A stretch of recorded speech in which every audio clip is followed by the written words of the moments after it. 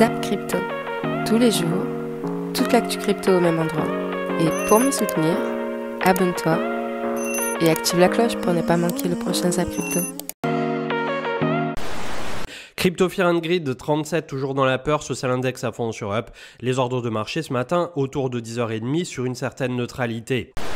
Tout d'abord, donc le Bitcoin qui rebondit aujourd'hui sur sa Kijun. Pour rappel, j'avais dit que tant qu'on ne cassait pas la Kijun à 43 000 $, on pouvait toujours espérer rebondir ici, repartir à la hausse. Donc pour l'instant, tant qu'on reste au-dessus, on a toujours cette tendance haussière qui s'est déclenchée depuis quelques semaines. Donc il va falloir absolument tenir ce niveau en support et repartir à la hausse pour recasser ce niveau ici en bleu qui correspond à notre support actuel. Si on casse la Kijun, on aura un signal de vente. Donc attention, on risquera d'aller chercher un niveau un peu plus bas, pourquoi pas le nuage ici, le twist, tout simplement à 40 000 $ pour essayer de passer. Et là, il faudra impérativement repartir parce que si on passe sous le nuage, il fera office de résistance et il entraînera le prix vers un nouveau plus bas. Donc pour l'instant, tant que le prix rebondit ici, on a quand même de forts espoirs de repartir à la hausse, étant donné qu'on a été rejeté déjà 4 fois par le passé sur ce niveau de résistance, qui techniquement maintenant devient un support, donc devrait permettre au prix de repartir. On devrait défendre cette zone, et puis aller en direction des 55 832 $ qui sont toujours actifs, tant qu'on ne casse pas la Kijun à la baisse. Si on casse la Kijun à la baisse, personnellement,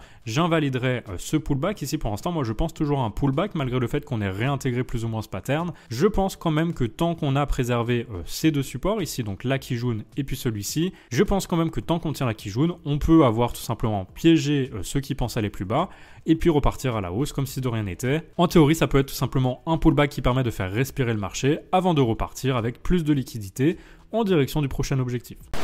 Si jamais on fait une clôture ce soir au-dessus des 43 900, ça pourrait annoncer peut-être une remontée pour le week-end. Et ensuite, on verra si c'est un vrai retournement ou non, mais ça serait la première étape pour potentiellement avoir posé un bottom ici et repartir au nord. Également, ce qu'on aimerait avoir, c'est une clôture. Franchement, si on a une clôture weekly comme ça serait magnifique. Mais admettons, là, on est parfaitement revenu tester la ligne de coup ici du W. Si lundi soir à 1h ou 2h, avec le changement d'horaire, c'est peut-être 2h maintenant, si on clôture en gros, par exemple, je donne un chiffre au hasard, mais à 46 000, ce serait hyper intéressant, puisqu'en gros, ça ferait une grosse mèche basse qui aurait fait simplement un wake-off check. Et la semaine d'après, si on ouvre au nord, au final, ça aurait fait vraiment quelque chose de très très bullish.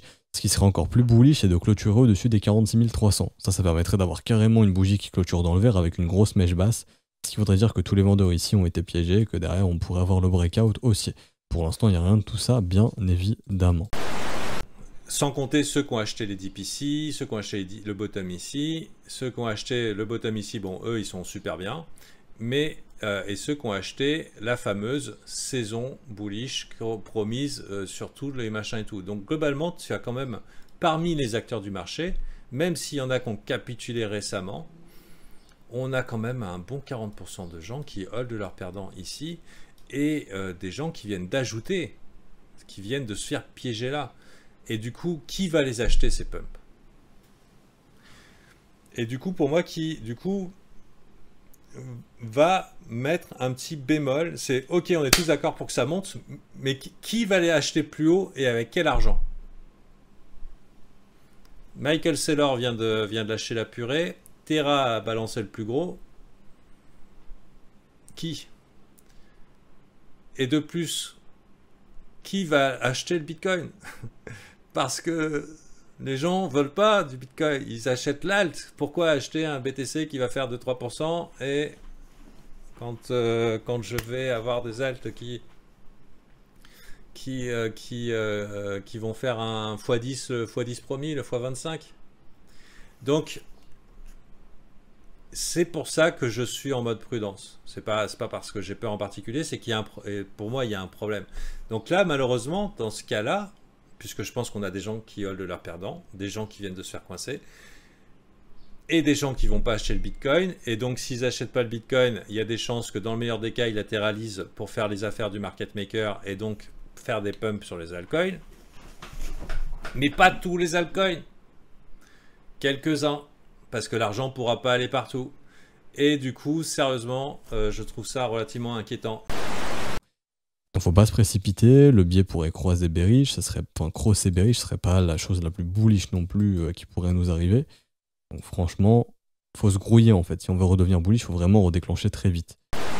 Donc premièrement, si on va voir le tweet ici de Dylan Leclerc sur Twitter qui nous explique que les dernières fois que le Bitcoin est arrivé autour des 47 000 $, ben on voyait les contrats futurs sur le Bitcoin, donc les produits dérivés, où est-ce qu'on avait un premium d'environ 25% la première fois qu'on a atteint 47 000 sur le Bitcoin. La deuxième fois qu'on a atteint 47 000 sur le Bitcoin en septembre 2021, on avait un premium autour des 9%. Et là, en ce moment, on a atteint les 47 000 la semaine dernière et on est avec un premium autour des 4%. Donc, qu'est-ce que ça veut dire? C'est que la montée qu'on est en train de voir actuellement sur le Bitcoin est de moins en moins dirigée par les produits dérivés, mais est plutôt dirigée par des réels achats de Bitcoin. Et ça, c'est vraiment génial. Ça veut dire que les gens sont beaucoup plus frileux à prendre des leviers sur les dérivés, donc on a moins de chances en ce moment de voir des cascades de liquidation énormes et toutes ces autres belles choses-là qui causent la panique dans le marché. Donc pour le moment, le marché serait supporté par des achats physiques de Bitcoin et on va aller voir ça un petit peu plus tard dans la vidéo. Et les dernières fois qu'on avait ce niveau-là de désengagement au niveau des contrats futurs, ben c'était lorsqu'on est arrivé en septembre 2020, où est-ce que le Bitcoin s'est transigé autour des 9 000 $ et a monté jusqu'à 65 000 $. On a vu la même chose lors de l'été 2021 où est-ce que le Bitcoin a atteint 21 000 $ et a monté jusqu'à 69 000 $.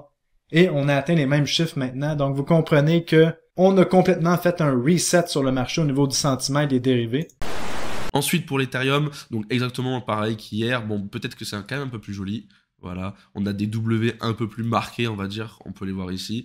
Donc on a un peu plus de momentum, on est au top ici, donc de ce range. Donc peut-être qu'on peut avoir un petit breakout pour partir plus tard. Mais encore une fois, je préférerais aller chercher les 0,382. Les gars, on a fait 2 semaines d'affilée de hausse. On peut se faire une semaine dans le rouge, hein, c'est pas très grave. Surtout si après on se fait encore 2 semaines d'affilée de hausse. Ne soyons pas pressés. Moi, le tout, c'est de gagner de l'argent. La rapidité, c'est autre chose. Depuis mars 2021, on voit que les bitcoins sortent des exchanges pour aller dans les portefeuilles de certaines personnes qui en accumulent. Pourquoi ces personnes en accumulent? Qu'est-ce qui s'est passé en mars 2020?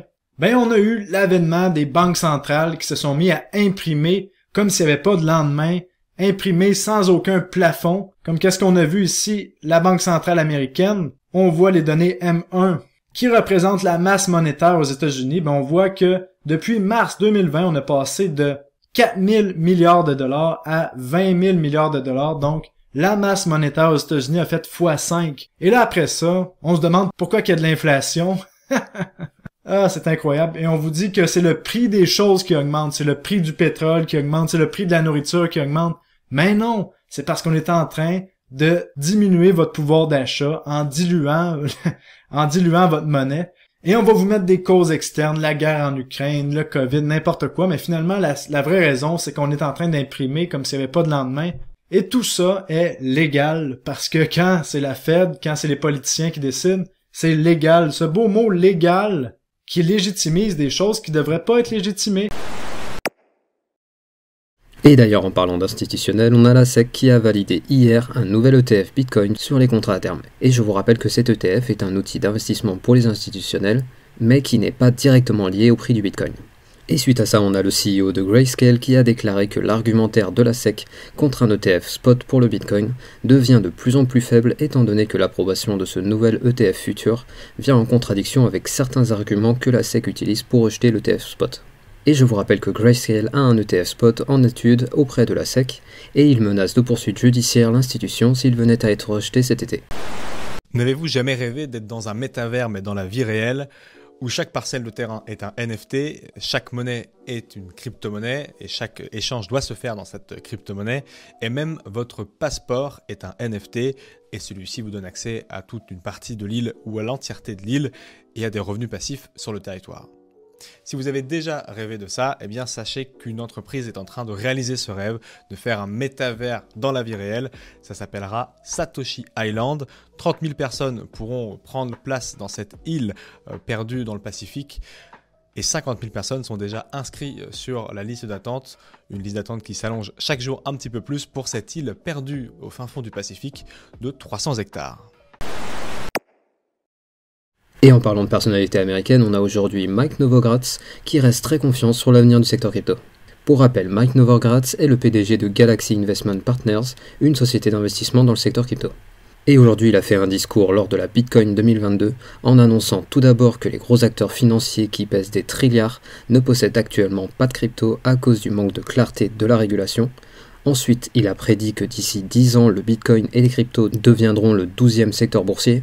Et ensuite, il a appelé les gouvernements à réguler particulièrement les stablecoins, mais de laisser la concurrence entre les différents projets jouer son rôle de sélection naturelle afin d'avoir un stablecoin qui servira au mieux les intérêts de l'Amérique. Et toujours en parlant de réglementation, il a précisé que le minage de Bitcoin ne devrait pas être interdit, car il considère que le Bitcoin peut sauver le monde en étant un moteur pour la recherche et le développement de sources d'énergie renouvelables qui profiteront au final à l'ensemble de l'économie. Et il a fini son discours en disant que la régulation du secteur amènera en définitive des trilliards de dollars dans l'écosystème crypto. Alors même si ce projet est digne des meilleurs scénarios hollywoodiens, il est bel et bien réel. Une île des Vanuatu nommée Satoshi Island, détenue par Satoshi Island Limited, donc, va être entièrement consacrée aux détenteurs de crypto-monnaies. Et les tout premiers citoyens devraient arriver sur l'île en 2023, donc d'ici un an et demi, c'est très rapide. Pour l'instant, il faut montrer patte blanche pour obtenir un ticket. Ce ticket est à 130 000 $ pour espérer devenir citoyen de Satoshi Island. On va voir ce que ça veut dire et comment le devenir. Mais c'est d'autant plus compliqué qu'il n'y a que 30 000 places sur cette île de 300 hectares et qu'il y a déjà plus de 50 000 personnes sur la liste d'attente. Et en parlant de gros acteurs crypto, on a aujourd'hui Binance Lab qui a investi dans Stepn. Et pour rappel, Stepn est un projet qui incite ses utilisateurs à bouger plus en leur proposant des récompenses à chaque kilomètre parcouru. Mais bien sûr, pour être éligible aux récompenses, il faut tout d'abord acheter les NFT que l'application propose. A savoir qu'il s'agit ici du 28e projet que Binance Lab soutient, et je vous rappelle qu'à la base, le projet Stepn avait remporté une compétition entre différents projets organisés par Solana. Donc aujourd'hui, on a deux géants du secteur crypto qui soutiennent le projet Stepn. Alors, ce zap t'a plu? Dis-moi en commentaire quelle est l'actu qui t'a le plus intéressé. Et si tu as manqué les actus d'hier, retrouve juste ici le zap crypto de la veille.